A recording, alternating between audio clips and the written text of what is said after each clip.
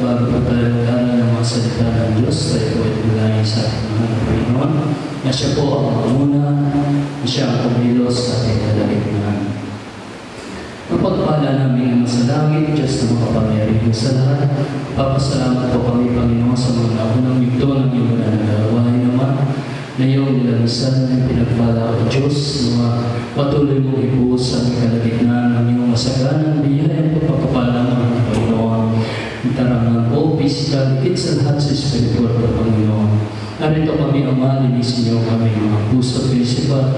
Ikaw po ang siyang manguna sa aming kalagitnaan, Panginoon. Patawarin mo bawat sa amin at ikaw po, mahal na Panginoon.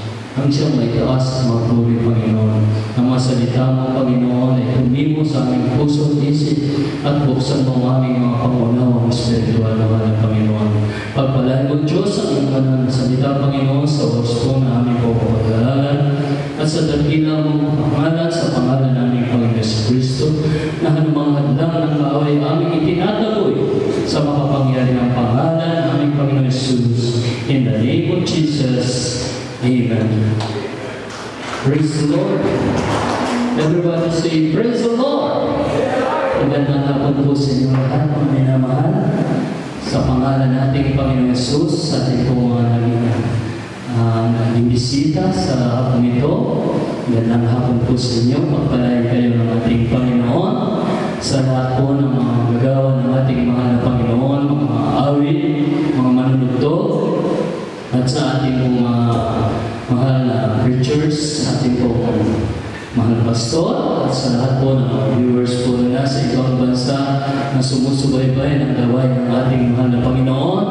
Magandang hapon po at higit sa lahat sa ating pinakamamahal na Panginoon ay ating pong binabati ng magandang hapon ng ating Panginoon. Palakpakan po natin ang ating pinakamamahal na Panginoon. Everybody say, praise the Lord. Lahat po ba ay pinagpala? Lahat po ba ay nag-agalak sa pong ito? Baka nalulungkot kayo dahil maraming bakante dyan. Mga minamahal, ang paglilingkod sa Diyos, amen, ay di sa nakikita ng ating mga mata, amen, kundi sa bawat nararamdaman natin na tayo masaya na naglilingkod sa ating pinakamamahal na Panginoon. Amen. Huwag naman tayo marami. Kapag itinuon mo ang iyong paglilingkod, pagsamba sa ating Panginoon, sigurado ako mararamdaman mo ang presensya ng ating Panginoon. Amen? Inyo po bang nadama ang banal na presensya ng ating Panginoon? Nalulugi po kayo kapag hindi niyo ito naramdaman. Amen? Na walang magiging halaga ang ating pagparito kung hindi natin maramdaman ang napakahalaga, napakasarap na presensya ng ating pinakamamahal na Panginoon. Praise the Lord! Ating po pag-aaral ng minamahal ang salita ng ating Panginoon sa tulong ng ating Panginoon. Naway, maunawaan po natin ang kahalagahan po ng mga salita ng Diyos. Mga minamahal, ating pong basahin ito po banal na kasulatan patungkol po sa pinagtagumpayan ng ating mahal na Panginoon doon sa krus ng Kalbaryo. Dahil sa dami ng mga kasalanan ng tao, kung bakit ang Diyos hinubad niya ang kanyang pagka-Diyos. Tinanggap niya yung sarong napakabigat na dapat sana tayo po ang parurusahan. Pero hinako ito ng ating Panginoon. Ganun po tayo kamahal ng ating Panginoon. Amen? Ganun po tayo mahalaga sa harapan ng ating Panginoong Jesucristo. Amen? Amen?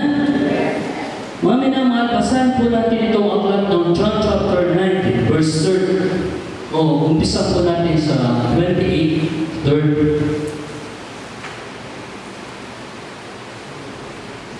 Pagkatapos nitong pagkaalam ni Jesus na ang lahat ng mga bagay ay naganap na upang matupad ang kasulatan, ay sinabi, naruhaw ako. Verse 29, mayroon doong isang sisiglang puno ng suka, binigagwin. Kaya't naglagay sila ng isang esponghang basa ng suka sa isang tupol na isoko at kanilang inilagay sa kanyang bibig. Tingnan niyo po yung mga bagay na ginawa sa ating Panginoon. 30. Nang matanggap nga ni Jesus ang suka, ay sinabi niya, naganap na. At iniyukayo ang kanyang ulo at nanalot ang kanyang hininga. Sa English po, basahin po natin itong 30. Pagyan po sa English, mas maganda po ang basahin po. When Jesus therefore had received the vinegar, suka po ang pinainom sa ating Panginoon, He said, it is finished. Amen? Naganap na. And He bowed His head and gave up the ghost. Palakpakan po natin ang ating Panginoon. Ibig sabihin, nagtagumpay na ang ating Panginoon. Amen? Pinagtagumpayan na ng Diyos ang lahat ng mga bagay na kanyang napagdaanan dahil sa ating mga kasalanan. Dahil sa ating mga karamdaman, dahil sa ating mga likong gawain, tiniis ng ating Panginoon ang mga bagay na dapat tayo ang nagdusa, dapat tayo ang naghihirap, hindi siya. Amen? Pero bakit? Napakabuti ng Diyos. Bagaman siya po, Diyos, inubad niyo ito para sa ating lahat. Amen? Alam po ng buong mundo kung ano ang ginawa ng ating Panginoon. Malagutan na lamang ng hininga ang ating Panginoon. Imbis na tubig ng sarap, suka pa ang ibinigay sa ating Panginoon. Amen? Lalo kasakit po yung naranasan ng ating Panginoon. Nang gawin po natin, mga minamahal kong kapatid, it is finished. Nagtagumpay na. Pag-aaral na natin ang tagumpay nito na ginawa ng ating Panginoon. Sa ibang salita, sinabing victory, success, or win. Amen? Naging successful ang ginawa ng ating mahal na Panginoon. Pero hindi po basta-basta ang mga bagay na pinagdaanan ng ating Panginoon bago siya nagtagumpay. Amen po ba? Amen? Alam niyo po ba ang kasaysayan ng ganapin ng Diyos ang kanyang mission dito sa mundo? Amen? Unang-una ay pinangalan ang ating mahal na Panginoon sa pasabsaban, hindi sa marangyang lugar. Amen? Sa maruming lugar. Hanggang sa lumaki siya sa piling ng isang tao na hindi mayaman. Amen po ba? Siya po ay nangaral ng salita ng Diyos. Ito po, sinabi ng propeta na Isaiah ay papanganak ang ating Panginoong Jesucristo. Ito po ay naganap sa aklat ng Matthew. May pinanganak ang ating mahal na Panginoong Jesus na siya ang tatawagin ng Manuel o sumasaatin ng Diyos. Na siya ang tagapagligtas. Siya ang prinsipe ng kapayapaan. Amen? Walang iba ang ating Panginoong Jesucristo. Pero bago naganap ang tagumpay sa krus ng Kalbaryo na ginanap ng ating Panginoon, napakaraming paghihirap na dinanas ng ating Panginoon. Amen? Iniisip ko pala yung mga bagay na ginawa ng Diyos. Mga minamahal, hindi ko na kaya extended na. Dahil napakahirap. Anong ginawa ng Diyos bago siya nagtagumpay? Nagpata siya na napakahirap hanggang matapos po ang kanyang misyon dito sa lupa. Binuhat niya ang napakabigat na krus. Hindi lang basta nagbubuhat siya. Naabang binubuhat niya ito, inahampas siya. Inahampas siya na hindi lamang simpleng panghampas, kundi isang porang may talim na bumabaw sa kanyang likod. Amen? Ano po? Dinuran siya. Inadyakan siya. Amen? Inampasan pa siya. Dinagyan pa siya ng korona ng tinig.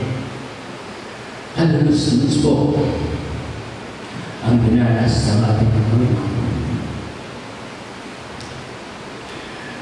Amen? Pero nagtagumpay siya. Natapos siya. Tinapos ng Diyos ang kanyang misyon. Hanggang sa malagutan siya ngayon.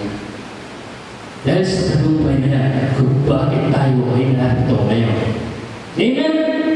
Kung bakit ako at kayo ay narito ngayon dahil sa tagumpay, dahil sa ginagawa ng ating mahal na Panginoon, dahil sa laking ng pagmamahal ng Diyos, sa libutang ito, ibinigay niya ang kanyang buto.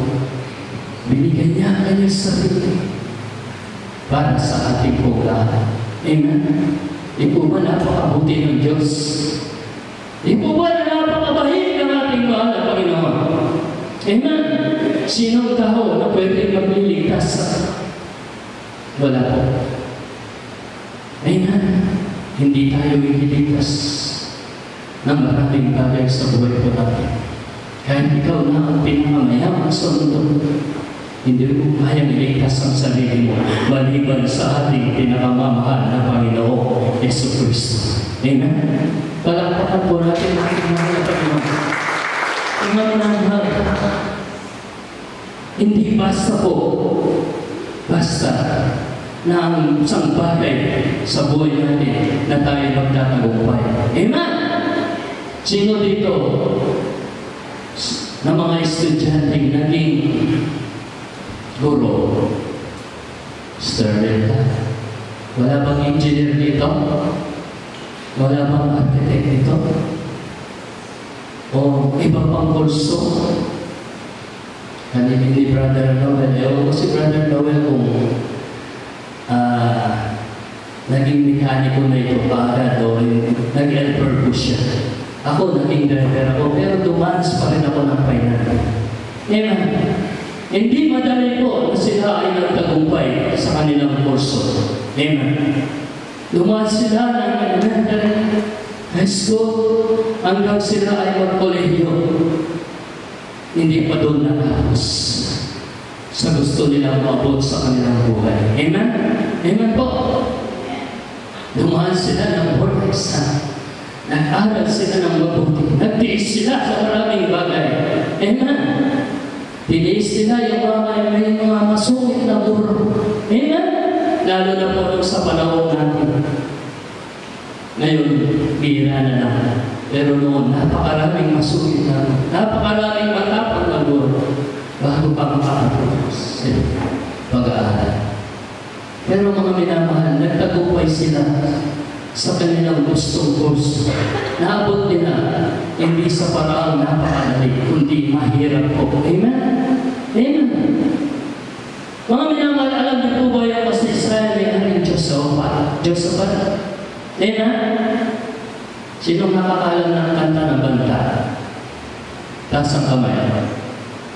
Master Ed, bilang po ba? Tatay mo ang tingnan. Noong unang panahon sa aklat ng kronika, matatagpuan sa hari ng mundo. May takot sa puso gaya ng sinuman, ngunit walang pag-aalinlangan. Sila'y nag-ayuno, sabay na napupuri, lahat ay sama-sama patinahan. Ano po? Patnubay ni Jesus sa kanina malalim, dahil sa panalangin, pantay na pawin. Amen? Palakpakan po natin kayo. Pero hindi sila basta nagtagumpay. Amen?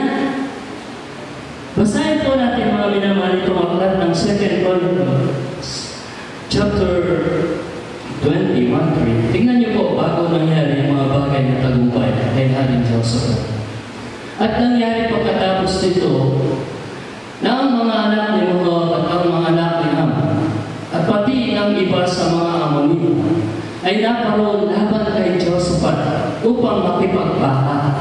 Amen. Verse na magkagay nagsupa nagkaroon ng iba na nagsipagsaysay kay Josaphat na nagsasabi, may lumalabas na isang lubhang karamihan laban sa inyo na mula sa dako ng dagat na mula sa Syria. At narito, sila'y nangasa Asoson, Tamar, at siya'y Engedi. Verse 3. At si Josaphat ay natakot. Amen. At tumalagang hanapin ang Panginoon siya ng kanyang ayuno sa buong mundo. Amen. Alam ni Josaphat na sa panahon yun na sila'y makikipagbaka sa napakaraming kalaban. Amen. Nagkaroon ng takot sa puso ni Haring Josaphat. Anong ginawa ng isang hari ito? Amen. Tumalagang hanapin ang Panginoon. Amen. Naalam ni Josaphat ang Panginoon ang siyang tutulong sa kanya. Amen. Amen. Mag-jump po tayo sa verse 50. Maminama.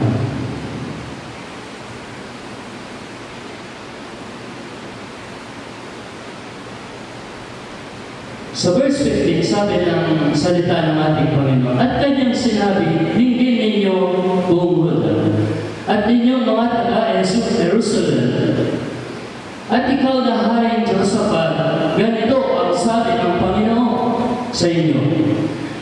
Huwag kayong mga takot o manglupay-payman dahil sa malaking karamihang ito. Sapagkat ang pakikipagbagay hindi inyo, kundi sa Diyos. Amen! Amen! Alam ng Panginoon na hindi kaya ng isang hari at bumbasa ito, makalabanan po ang maraming mga hawa.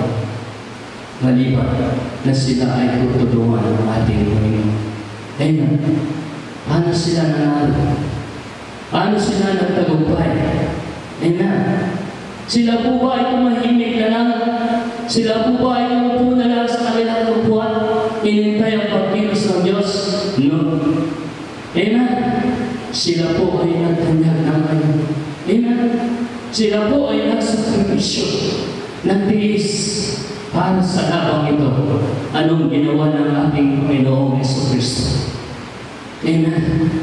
Yung mga awit, alam niyo po, mga awit na napakahalaga ito. Katungkulan natin sa ating Panginoon. Amen. Sila ang ginanahan ng ating Panginoon. Sa kanilang pag-awit, anong nangyari? Nagtagumpay itong si Haring Diyos sa tulong ng ating Panginoon. Amen. Amen. Di po ba napakadakila ng ating Panginoon? Nasabi ng Panginoon sa kanila, eh huwag silang matakot, na huwag silang malimupay-pay. Amen. Sila po ay nagsakripisyo upang sila ay manalo at magtagumpay sa labang ito. Palakpakan po natin ang mga minamahal. Marami po sa mga lingkod ng ating Panginoon. Nakita po natin ang nagiging success ng kanilang paglilingkod, ng kanilang buhay sa ating Panginoon. Kailangan po ba ninyo si Joseph, the dreamer? Amen? Amen? Pinagpala po itong si Joseph sa mga uling panahon. Amen? Pero hindi po ganun kadali na siya po ay pinagpala ng ating Panginoon. Kung alam niyo ang kwento ni Joseph, mga minamahal, napakaraming dinaanan po ni Joseph. Amen? Amen?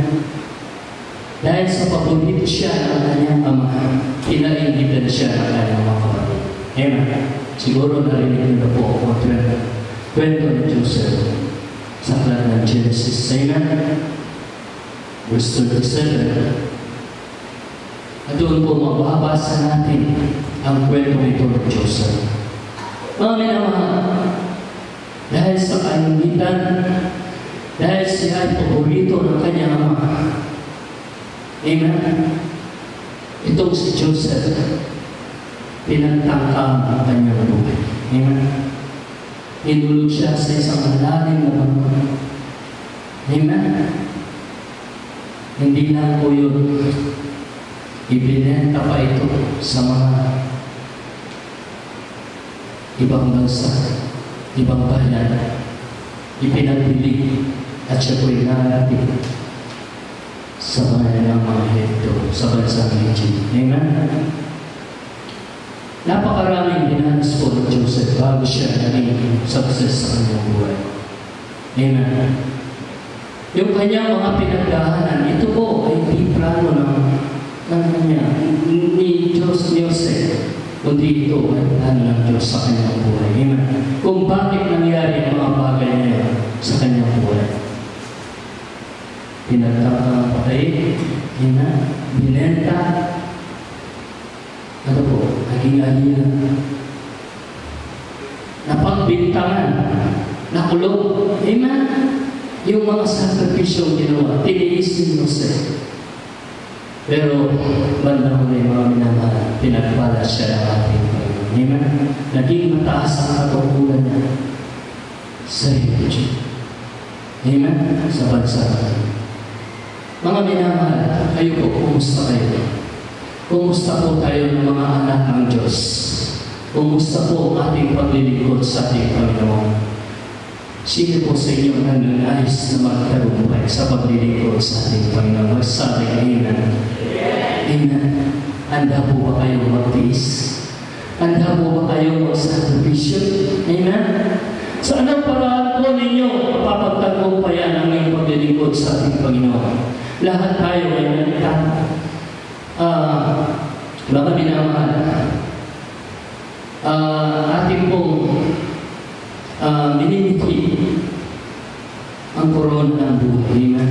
Ang pangako ng ating Panginoon na buhay na walang hanggan. Amen. Kahit sinong tanongin ko sa inyo, mga minamahal, gusto doon sa piling ng ating Panginoon. Amen. Hindi doon sa buhay na walang hanggang paghihirap. Amen po ba? Pero sa anong paraan po natin, mga minamahal, mapagtagumpayan ang ating paglilingkod sa ating Panginoon? Paano tayo magiging matagumpay na Kristiyano? Sa paraan po ba na tayo ay laging wala sa gawain ng Panginoon? Tinatamad tayo maglawas papunta sa gawain ng Panginoon? Amen? Mas ginusto natin yung ibang lakad kaysa gawain ng ating Panginoon. Yung po ba yung paraan upang tayo magtagumpay? Amen? Nagiging Sunday Christian po tayo? Mga minamahal, na ayaw natin magsakripisyo, na ayaw natin magtiis, lalo na po sa panahon ito, napakainit. Swerte pa rin po kayo, tayo lahat. Kaya po dyan, amen? Amen? Amen? Pero kapag mainit talaga, marami po nagre-reklamo. Ang Panginoon, siya ay Diyos na dakila. Siya ang tagapagligtas, pero nagtiis siya ang napakaraming paghihirap. Amen? Tayo po mga alipin na higit sa ating Panginoon. Amen? Kung ang Diyos ka, tiniis siya yung napakahibigan na krus, yung napakasakit na apa sa kanyang likod, yung tinig na puruan ang tinig na inilagay sa kanyang ulo. Isa sa ating mga Kristiyano, ayaw mahirapan. Amen? Amen? Pero gusto ng buhay mo na hanggan. Alam po na ayaw magtatagumpay kung ayaw nating magtiis, kung ayaw nating magsakripisyo. Mga minamahal, hindi mo masasabing tagumpay ang iyong pagkakristyano kung hindi tayo daranas sa mga pagsubok, pagtitiis, pagtsatsaga sa lahat ng mga bagay. Amen? Tinawag tayo ng Diyos, hindi upang maging maraming Kristiyano, mamuhay na maraming. Tinawag tayo dahil gagamitin tayo ng ating Panginoong Jesucristo. Amen? Gagamitin tayo na may pagtitiis, na may pagtsatsaga. Amen? Na may kahirapan. Amen? Yung mga narinig po natin na nagtagumpay, nahihirapan sila. Amen? Amen? Dumaan sila na sila yung mismo gusto patayin. Pero mga minamahal, nakalungkot po, maraming Kristiyano, marami po sa ating kapatid. Nasaan sila ngayon? Nawa, darating po ang ating mahal na Panginoon, na bago dumating ang ating mahal na Panginoon, na sila po'y ating idalahin na makapanumbalik sa gabay ng ating Panginoon. Amen? Na sila'y ating, na tayo nahabag sa kanila, dahil ang Diyos ay nahabag sa atin. Amen? Amen? Magkaroon tayo ng malaking pagmamahal sa kanila. Amen? Huwag po tayo maging makasarili. Hindi po maganda yung makasarili. Amen? Gusto natin lahat maging mamahal natin sa buhay, maging kaibigan, maging lahat ng tao ay maliligtas. Amen? Dahil alam natin na sa bandang muli, mararanasan ng tao na napakabigat na parusa ng ating Panginoong Yesus. Amen? Mararanasan ng tao ang buhay na wala hanggang pagdurusa. Amen? Amen? Ayaw natin lahat na mapunta sa pagdurusa. Gusto natin doon sa piling ng ating namahiman, yung mga luha sa ating pangalaga ay papahiling ng ating mahal na Panginoon. Wala tayong gagawin kundi sambahin ang hari ng mga hari, Panginoon ng Panginoon. Pero kailangan po natin magtagumpay sa ating paglilingkod sa ating Panginoon. Amen?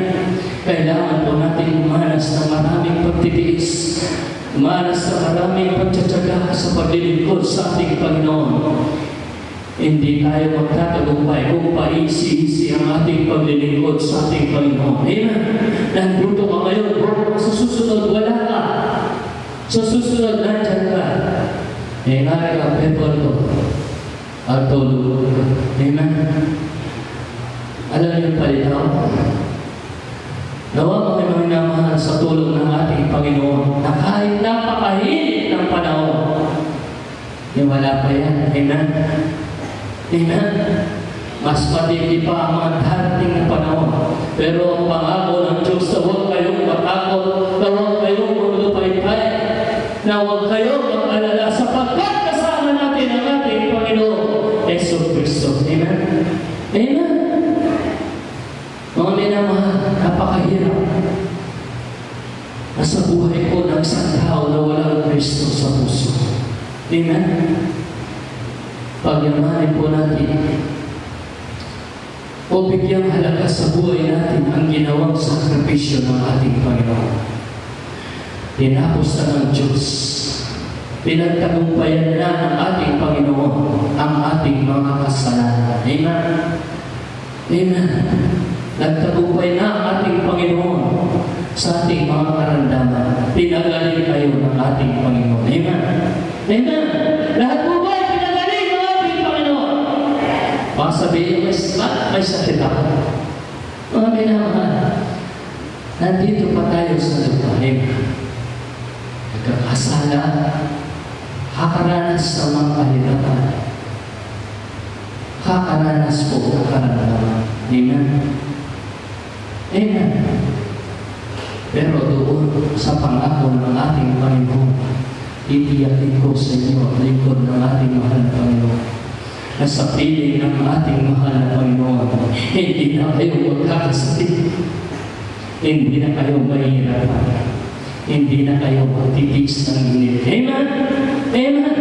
Dahil kapag ang pangako ng Diyos sa ating lahat, kapag yung mga pangako ng ating Panginoon sa buhay natin, kaya mga minamahal, gawin po natin ang nararapat sa tamang paglilingkod sa ating Panginoon upang tayo po ay magtagumpay sa ating paglilingkod sa ating Panginoon. Amen?